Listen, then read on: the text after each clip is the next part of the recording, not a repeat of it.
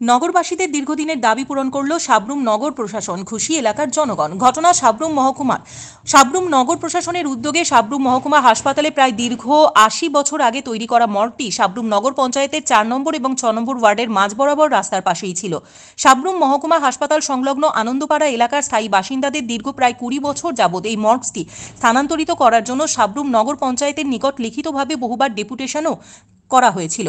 এই মর্গে পোস্টমর্টমের জন্য মৃতদেহ আনা হলে পচা গলার দুর্গন্ধে এই জনবহুল এলাকাতে স্থায়ী বাসিন্দাদের নাভিশ্বাস উঠে আসত।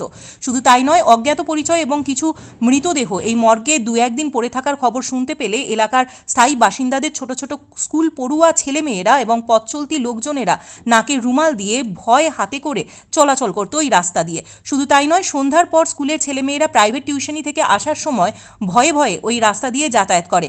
গত কয়েক বছর আগে রাস্তার পাশে এই মর্গটির পাশ দিয়ে এক স্কুল পড়ুয়া ১৩ বছরের ছাত্রী দুপুরবেলা স্কুল থেকে বাড়ি ফেরার সময় হঠাৎই ফিট হয়ে পড়ে যায় মর্গের পাশে। সাথে সাথে পথ চলতি সাধারণ জনগণ দেখতে পেয়ে হাসপাতালে নিয়ে গেলে হাসপাতালের কর্তব্যরত চিকিৎসকরা তাকে মৃত বলে ঘোষণা করেন।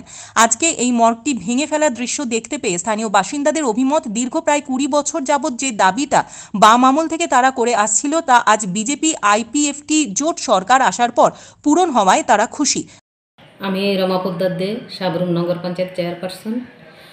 নগর পঞ্চায়েতের ৪ এবং ৭ নং ওয়ার্ডের মাঝামাঝি স্বাস্থ্য দপ্তরের প্রায় ৭০-৮০ বছরের পুরানো একটি মর্গ রয়েছে। স্বাস্থ্য দপ্তর থেকে আমরা এনওসি নিয়ে তাদের সহায়তায় আজকে আমরা মর্গটা ভাঙার প্রচেষ্টা নিয়েছি।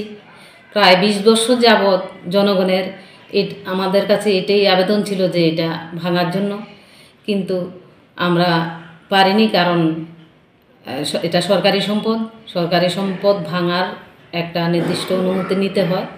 আজকে স্বাস্থ্য দপ্তরের সহযোগিতায় আমরা এই অনুমতি নিয়ে জনগণের স্বার্থে এই মর্গটি ভাঙার পরিকল্পনা নিয়েছি। স্কুল ছাত্রছাত্রীরা এবং ওইখানকার জনগণ ভয় পায় এদিক দিয়ে আসতে, তো জনগণ বারবারই আমাকে বলে যে এটা তাড়াতাড়ি সরিয়ে নেওয়ার। বিভিন্ন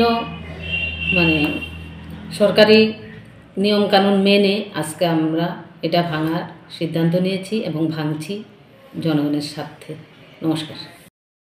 দীর্ঘ ২০ বছরের আমাদের একটা দাবি ছিল যে এখানে রাস্তার উপরে যে রাজপথটা আছে এটা ভাঙার জন্য, কারণ এটা মানুষের আসা যাওয়ার ক্ষেত্রে একদম রাস্তার উপরে খুবই যেহেতু রাজপথ এটা খুব ভয়ের ব্যাপার বা মানুষের অনেক অসুবিধার কারণ, তো প্রায় ২০ বছর ধরে আমাদের দাবি ছিল এটা ভাঙার জন্য, কিন্তু কোনো গভর্নমেন্ট শুনেনি। কিন্তু বর্তমান যে সাব্রুম নগর পঞ্চায়েতের যে বর্তমান সরকার আমাদের এই দাবি শুনেছে এবং এটা ভাঙার জন্য উদ্যোগ নিয়েছে। এটা খুব প্রশংসনীয় এবং আমি সাব্রুম নগর পঞ্চায়েতকে ধন্যবাদ জানাই। এটা ইমিডিয়েট যে অ্যাকশন হলো এটা খুব ভালো লাগলো। Bureau report, হাল্লাপোল।